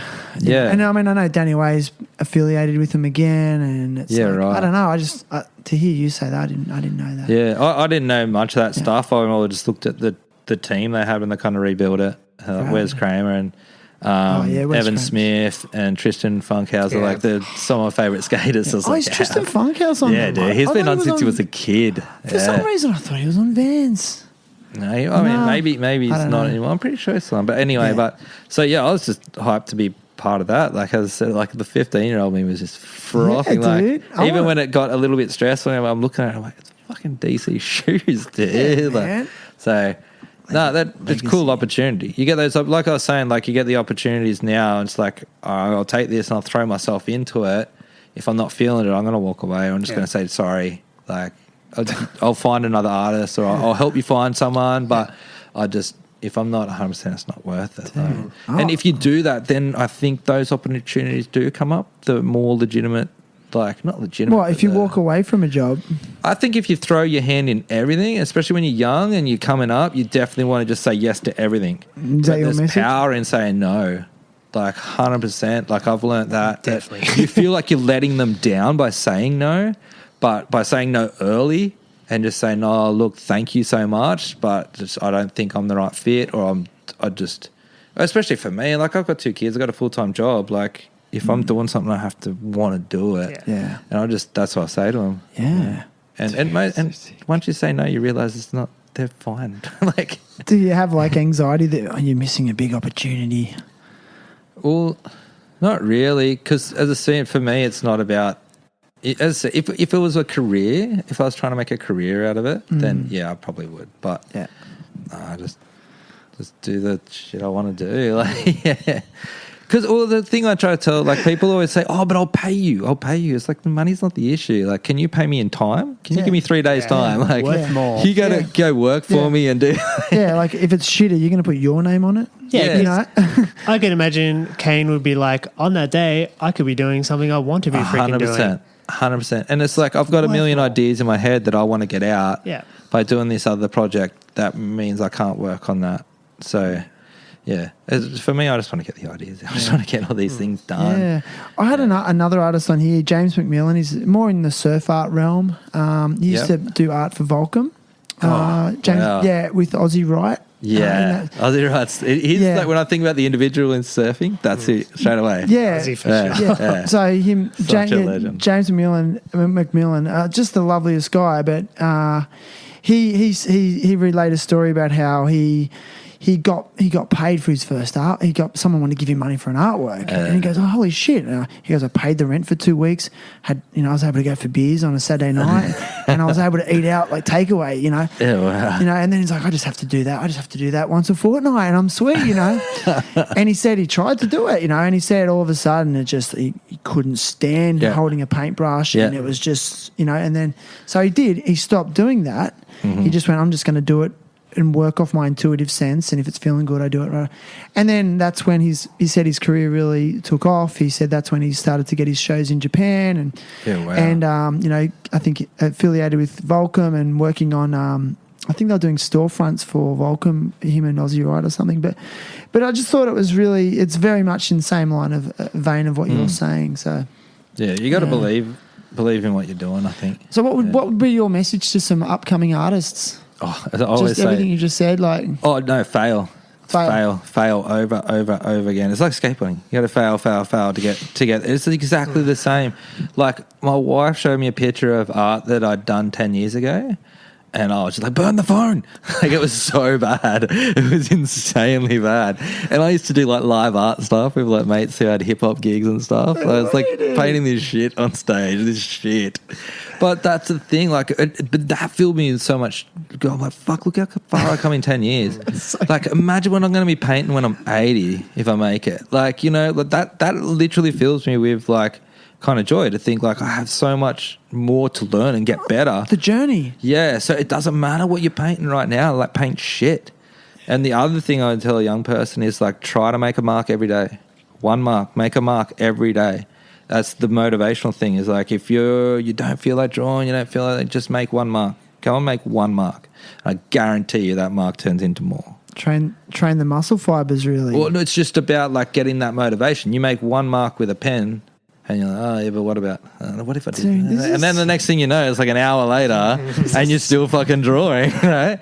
But my brother-in-law, who's a personal trainer and fitness, like, dude, he says the same thing. Yeah, it's like if you're trying to get to the gym, don't think about doing the whole 2 hour session. Just go and, I don't know, do a push-up. Guarantee you'll do more than one. Yeah. Like, it's just it's a motivational thing. But It's fucking awesome. I got put onto that early, and so I make a mark. I draw every single day, and there has been days where I literally just go, "Oh, I got to make a mark. I'm so tired." And you just make the mark and you just literally go to bed. You're like, but you feel good about yourself in that there's those times when you don't and you just, I'm too tired, I'll just sit on the couch and watch telly. And you feel terrible because you haven't, it's that thing and that progression, like I want to get it out, I want to get it done for myself. And it's just, if you don't do it, you feel terrible that you're failing kind of thing. Like. It's like brushing your teeth. Like it becomes part of you. Like it's just like part of you. Like it's like part of who you are, your whole being, and you're living it. Yeah. Dude, in a way. So that's what I always tell young people: just fail. Put it out there, fail. Just love criticism. Yeah. Don't seek compliments. Because it takes a lot of courage to put yourself out there, man. Like you do. All of a sudden, you become open to, and you become subject to ridicule, judgment. Criticism. It's fucking scary. I know plenty of good artists who don't want to, who are very scared to exhibit or even put a price on their art. Yeah, they didn't want to sell it, and they're like Ed Templeton. So apparently, he had like cupboards just full of paintings, and I can't remember who it was. Went around there. And they said, "Well, what are you doing?" They got angry at him. Like, what the fuck's it doing in a cupboard collecting dust? Put this out to the world. Yeah. And now we have Ed Templeton. Like, you know what I mean? Like, imagine if he'd never did that. How do you accept compliments? Yeah, are you that guy that goes, "Oh no, no." Or do you take a compliment or what? Because I think that's hard. I do, and there was honestly, I appreciate it, like much appreciated, like because it is like thank you so much. But as I said, like I'm not doing it for compliments. I do it for myself. But I know you. So I remember you mentioned like the tall poppy syndrome and stuff, and I'm very guilty of that. I think as well. But yeah, I try to be better at it. Yeah, 100%. But. Yeah, I still be like, but what don't you like? What about that there? And they're like, I never would have noticed that. You didn't. Well, look at it, it's weird. But you need to be your own biggest critic as well. I think you need to be your biggest. What to progress? I think if you want to get to your potential, you have to be. But I just do believe there's a fine line between self-criticism and then self-deprecation.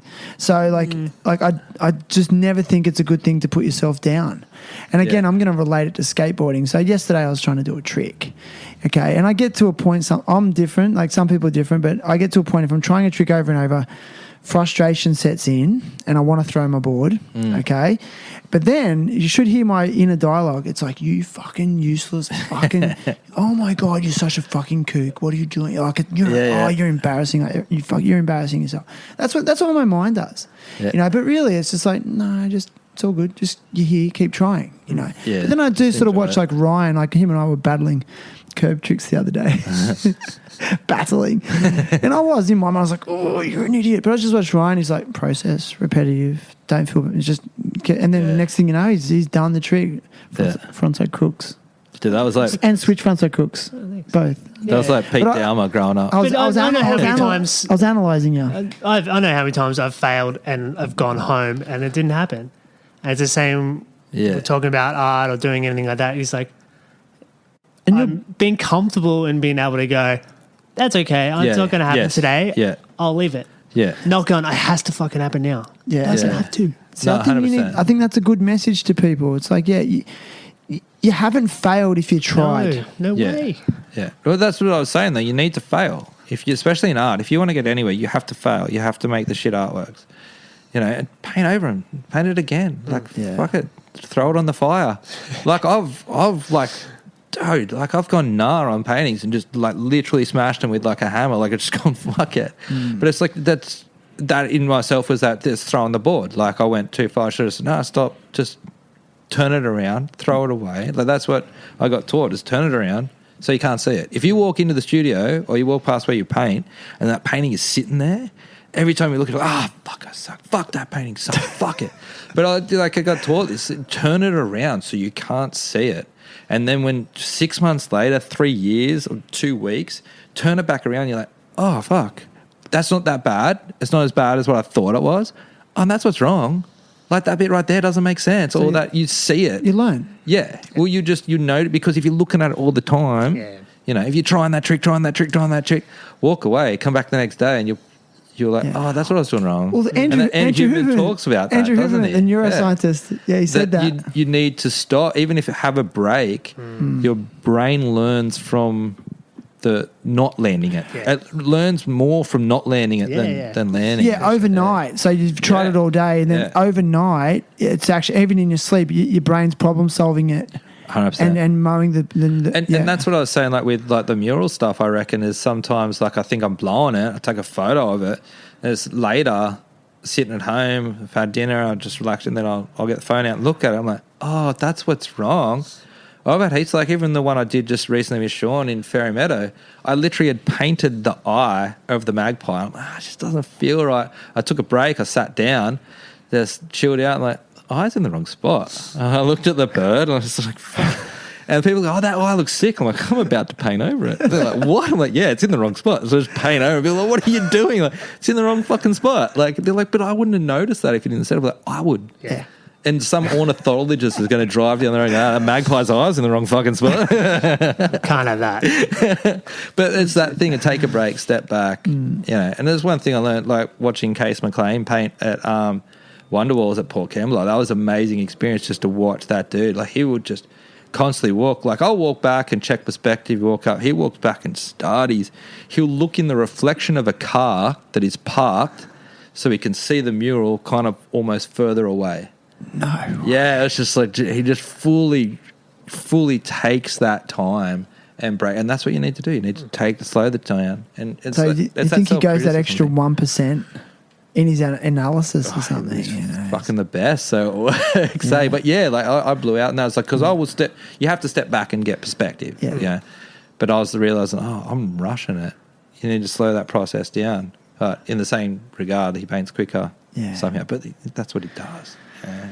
But these are the traits of a master. 100%. You know, 100%. And like, you can't just become a master. Like, it's a journey. No. Yeah. And then maybe when you're 80, you'll do your best. You'll do your best artwork. Like, I just won't be able to climb ladders anymore. So. I'm gonna hit you with one last sort of big question, and the reason I'm going to ask this is because, you know, I work in public education where there's art programs, and throughout the course of my life, I noticed that funding bodies, aka the Australian government and other governments and other funding bodies, are very quick. When they have a budget, they're very quick to remove the arts budget. I see it in schools all the time. That always gets cut, the first one, right? Yep. And the value, then that money is redirected to other areas. I don't want to name any, but you know what I mean? Like, so arts funding to arts is cut very quickly. Yep. Why does the world need art? I think it's that thing. Okay, so the same thing happened to the TAFE. So I studied at West Wollongong TAFE, and when I studied there, we had photography, we had printmaking, we had sculpture and painting labs. Huge. 2 printmaking, 2 photography. Like, the dark rooms were fucking insane. And then after I left, the Liberal Party's gutted it, and now all there is painting and drawing. That's it. And so I feel so sorry for people going to study fine arts. My majors were printing and photography, and I'm a painter. But I think it's all relevant. It all helps. And creativity, like my dad, like when I talk about like mum and my dad, so mum's creative, dad's an engineer. But dad, like, he works in engineering, metallurgy, that world. But when he builds theatre, I say, Dad, you're super creative. Like, the way you think about it is creative, and creativity is in everything. So I think what the government does is they look at it as in, like, where can people get jobs? Where are the most jobs? There's not that many jobs in creative arts, which actually has changed a lot in the last 20 years. Yeah. There's a lot more work in creative arts, especially when you get away from fine art, and now you have lowbrow galleries but even like graphic design and everything. Art is within everything now. Like, it's a lot more. But I think that's the thing, is that you need not just creative children, you need creative adults. And if you allow people to be creative when they're children, and that it's something you can do as an adult, it doesn't mean that you're going to get a job as a painter. Like, how many people studied like fine art and then ended up in another world? But it's still relatable. It's still relatable talents. Thank you. Yeah. That's a good point. So who knows? That person could become an engineer or a scientist. But you're saying that we need to be nurturing creativity 100%. in order to benefit all aspects of our world. Yeah. Well, it's like one artist said, art is problem solving. And that's what it is. It's you come, like, you have a problem and there's, do I do this color in the background, or I do this color, or do I do that over the top? Like, you're constantly just working out formulas. And there's so many times, like, I work in conservation, I work national parks, and then I do mural. The amount of times that the skills cross over, you would be so surprised. You know, I know how to do that from this time that I was like, but like, even just process. Oh, no, we don't do that yet. You need to do that before you do that, before you do that. Oh, yeah, fully. Like, maybe I learned that from art, maybe I didn't. But there's no harm. There's no harm in it. There's not. The society isn't worse because people study art. You know, but they're not contributing to society. Yeah, but and even for people's enjoyment. Okay, so you don't get a career in that, but on your weekends you paint, or after work you paint. You're a happier person. Like, you're a happier. Society is a lot better when people are happy. Yeah. But unfortunately, our society, the capitalist society, is set up for just growth, and art doesn't fit into that. And how's that working out for the world? Yeah, exactly. My question. It's not working real well at all. But that's a whole other podcast. Yeah. But it's I think it's more pertinent than ever. Yeah, 100%. Dude. Yeah. Fuck, it's been epic, man. Really, it really has. Like, you've actually taught me a bunch of stuff. I mean, you already know Kane pretty well, but yeah, I learned a bunch too. But I think what really sticks out with me, Kane, is that, like, just your authenticity just radiates out of you, and I can see your passion and desire. So please don't stop the journey, because I think a lot of people, the world needs you. The world As I said, I've like tried and I can't. You've what? I've tried, like, say in my head, try to be someone different. No, I've tried to quit. You're like, fuck this shit. Yeah.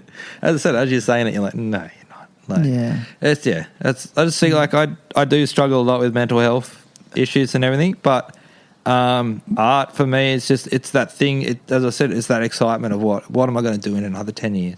Yeah, you know what I mean. Like, get you out of bed. I mean, obviously, I know your family would, and like, obviously, dedicated family man, but you know, this is complements that.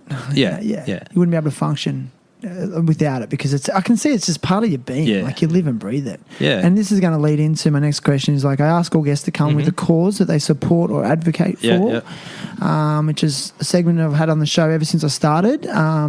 So, is there anything you'd like to? What are you going to add? What are you going to advocate for? There's too many, and even while we're doing the podcast, I've changed in my mind. But no changing. No, I'm just kidding. So definitely have to mention, like, write this down. I'll forget. Forever Projects, which is locals. Let me write it down. That I work with. They're amazing people. They do work in Tanzania with helping orphanages, but it's also empowering people rather than just give a man a fish, teach a man to fish, kind of thing. Okay. So that'd be like, I have to mention them because I've done a bit for them, but they've done so much for me. Forever Projects. Yeah, amazing. So what is it? Would you say that it's a social justice enterprise? It's more just like, I guess it's like empowering Tanzania. Tanzania is one of the poorest countries in the world. Okay. Really high infant mortality rate. And that's what they're about, is preventing that through education, but then also about, like, helping setting up families with a small business, rather than just giving them handouts for the rest of their life. Yeah, set them up. Okay. But yeah, definitely check them out. They're amazing people. They've done stuff. There's a lot in, especially the Wollongong area. They've done heaps. Yeah. So I have to mention them. Right.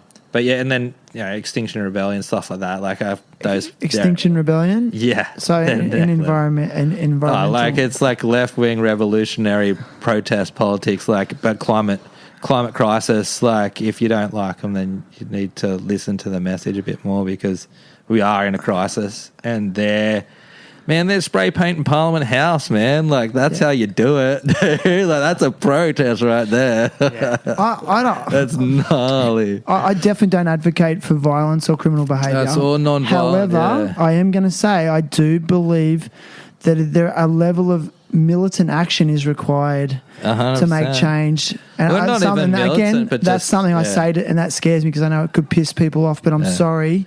Well, because it's about like it goes back to that Gandhi or Nelson Mandela. You know, it's like you got to get your cause through. You need to shut down society almost, even for a second, even if it's closing down a road, even if it's bringing like a focus to your cause, like, and that's what those people, that's what, if I, like you're saying, like being an activist, that's what I would love to have the balls to do. Well, but I mean, I don't actually believe. I think everyone's an activist in their own way. You don't have to be frontline activist at a rally. You can do it through art. Or you can support as well. That's what we're talking about right now, is supporting that stuff. I think so. And I was going to say it was Black Dog Institute as well for for what they do with depression. So, do you mind if I ask? Or for mental health. Well, do you mind if I ask why the Black Dog Institute is something that's on your radar? Well, this is like I said, I've been struggling with mental health basically my whole adult life, and that's what my wife works in. So she studies psychology, she works in drug and alcohol rehab, and she's now studying social work, an amazing human, and has probably saved countless lives. Amazing. Getting into suicide prevention and everything. And that's, I asked her, it's like, well, what, and that's the one that she supports. Like, I got her to look at the Ben Ramos Foundation, got her ideas, and she thought what they're saying is great for making awareness around the skateboarders, but within Australia, Black Dog. Yeah, I'd love to hear that. Like, thank you. Do you mind if I ask, like, you just mentioned then, like, you've struggled with mental health your whole adult life. At what point did you actually realise that it was a mental health issue that was causing you disease? Pretty early on, because my sister is 3 years older than me, and she also suffers from it, and I learned it when I was younger because she had started with her a little bit earlier, and so I was already aware. And so that's do you, again, like, and please, if I'm crossing the line here, like, do you mind maybe describing like what aspect of mental illness that you struggle with? Does it come in the form of depression or anxiety or? Yeah, it's depression. And I deal with it a lot better than I used to. There's obviously elements of anxiety as well. I get a little bit of social anxiety and stuff like that. Like, hate, like if you're a skateboarder or an artist or something, I can talk, but I just hate trying to relate. Most people are probably that way. But yeah, I get like even just having to talk to people, I am a lot better now. But yeah, it's depression mostly, and it's just, and I think a lot of it comes from that frustration of not having enough time and stuff, and just enough time. But there's to also what? guilt and shame as well, like that kind of element to it. Like I was I've had lots of issues with substance abuse, which probably brought it on, and then you self-medicate, and then it doesn't. Obviously, it just compounds. So my 20s were a very dark kind of period. So yeah, that's where a lot of it really stems from. So it's more just about now trying to, and obviously my wife has helped me massively. I just want to say that as well. Like when I met her, that's when things started to turn around, because she was from a different world as well. I was getting out of that kind of not bad. Like I just don't look back at those times and see anything good. It's just a waste of time. So yeah, there's a lot of that drug taking and all that. Just I used to tell myself I needed it to be creative, and then you stop smoking weed, you stop taking the pills, and then the paintings got way better. It's like fuck. When you stop taking the pills, I mean, I don't want to stereotype here, but let's face it, like, you know, art and music are often synonymous with heavy substance abuse, and then everyone's different. Some may say that you know, some of the most amazing art and music was born from people under the influence of substances. You know, and it might be true, and it might work for them, but if it doesn't work for you, then you walk away. But also, how sustainable is it? You know what I mean? Like, Jimi Hendrix ain't with us no more. 27. So unfortunately, young. and that's who people usually do reference. Is that the people that unfortunately are no longer with us, and so I don't think it is something that we should promote, even if it is right. Like how many people say they skate better when they smoke weed? They stop smoking weed for 2 weeks and go, oh no, I skate better when I skate. It's like, stop for a year and you guarantee you're going to skate way fucking better. Dude, I can't believe you're saying this. I'm sorry, I can't believe you're saying it, because like, I don't like to talk about it much on here, but I will. But like, I mean, I haven't drunk alcohol for 9 years. Yeah, right. Because I felt that I had a problem with it. I did have a problem with it. Okay. So, and I then took action on changing that. Now, I won't lie to you. Like, it was like 5 years before I really noticed things changing in my life. Yeah. But I also think, like, physiologically, my body changed. So because all of a sudden my body went 5 years without any alcohol. Yeah, wow. And then all of a sudden it was like it just was adapting to the world better and my health got better. And now it's been almost 9 years. Yeah, wow, well done. Almost well, but I'm not trying to say that to like, oh, look at me. I because like, I mean, I could go and drink tomorrow. It's that tenuous, you know. But what I want to say is, like, I used to be very much that mindset that, hey, I skate better when I'm drinking and partying and smoking weed, and I'm funnier, I'm smarter, you know. But these are lies that those substances tell people, you know. Yeah, well, it's also that social anxiety is easier if you got a couple of beers in you. Like, it's so much easier to... Yeah. Like, even now, I've had a couple of beers today because I know that's easier to break the ice for me. Yeah. But it probably would have been a better podcast if I didn't. Yeah, but I guess the question is, like, and if anyone is questioning whether they have a problem with substances, it's like, can you have a couple of beers and stop? Yeah. Or do you have a couple of beers and then go, oh, look, let's party, you know? Yeah. And that's what it was like for me. I couldn't have 2 beers. Okay. That was the same thing, and I just, fuck it, I'll just tell people. I'll tell people that. I can have beers in the fridge and not drink them. So, okay, that's the big difference. If I had pot at my house, I have to smoke it. Okay. Yeah, so everyone's their own. But you've learnt that. Yeah, 100%. Yeah. And I think another thing too, like, you know, unfortunately I do see, and I've noticed it in our town, in the inner city part of our town, that since I've come back to Australia, I'm seeing a lot of people who are under the influence of substances. Yeah. And there was a big time in my life where I was like, oh, that person's a junkie, or that person's just a fucking loser. Yeah.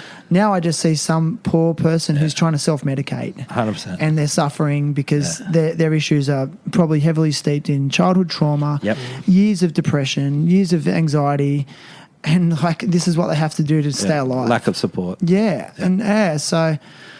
I know, I just want to advocate for those messages. Sorry. Sorry to be too preachy. You learn from Tim. Yeah. Empathy. Yeah, empathy. We're learning shit. Yeah. No, sorry, man. It's thank you, and thank you for being so, look, I guess, honest about it. Because I'm always pretty honest about it. It's that thing of, like, I remember Grosso did 9 Club, and the way he talked about it, I got so much out of that. Is that he wants to tell people so that he might be able to prevent someone else. And I tell young people, you know, like, if they want to listen, I'm not going to push it. I don't push it on people. Yeah. But I just say, look, I don't look back at those times and feel good about it. Occasionally someone will tell me, oh, I remember that time. Like, oh, yeah, that was good. But that's not what I think about. When I think back then, I just see all the negative. And really, it's one thing I tell my kids. It's just a waste of time. I could have been making the art I'm making now 10 years ago, and I would be 10 years ahead of myself. You know what I mean? Do you think you squandered some years of talent? Yeah, 100%. And especially with the skating, like, I used to smoke weed before I skated, and I've never been I was never going to be anything. But I could have done, you know what I mean? I would have been a better skateboarder. Yeah. Yeah.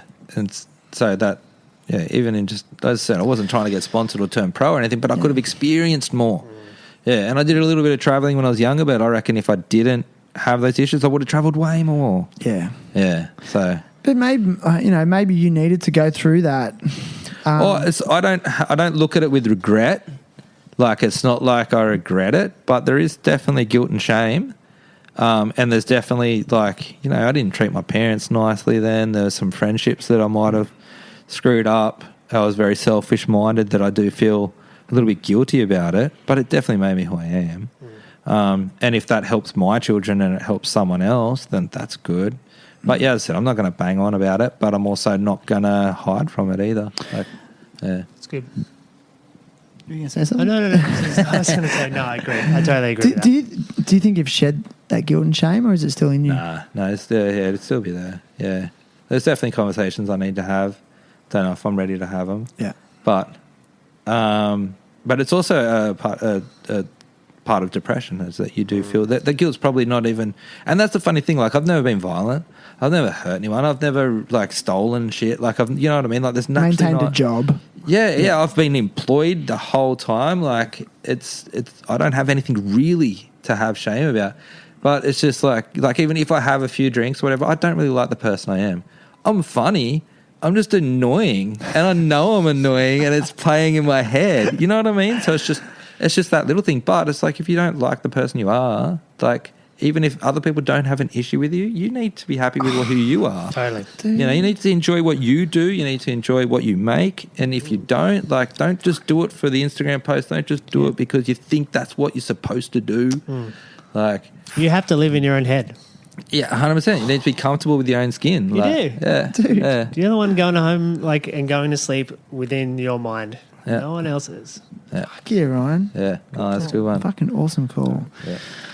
Oh, dude, I just sorry, like I just never ceases to amaze me. Thanks, man. Like this is fucking, No. this is you. beautiful. Like, and Anytime. anyway, I think that's about it. But I'm not quite done with you. I've got a present for you. Oh, really? I have a THT T-shirt for you. Oh, wow. You Sick. Ryan, and like Ryan knows this. I'm the most disorganized motherfucker ever. So Ryan's going to have to makes keep you it entertained charming. while I go and get you. No, a we can talk if you wanted it, Kane. Yeah. The time you got a leech on your eye. You want those? Yeah, let's go Okay. there. What size are they? Medium or large? Large. I like a baggy. Grey or white? Sorry? Grey or white? Oh, I'll go grey if that's all right. Yeah, cheers, man.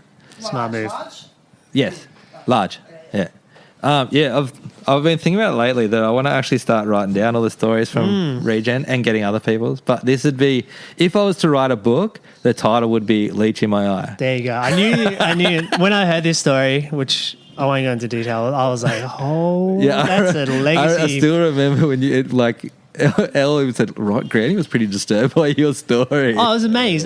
It's disturbing. Anyway, you should tell us. Okay, so Sandon Point, we're working there which is a controversial site because there was a development that went ahead on Aboriginal sacred land.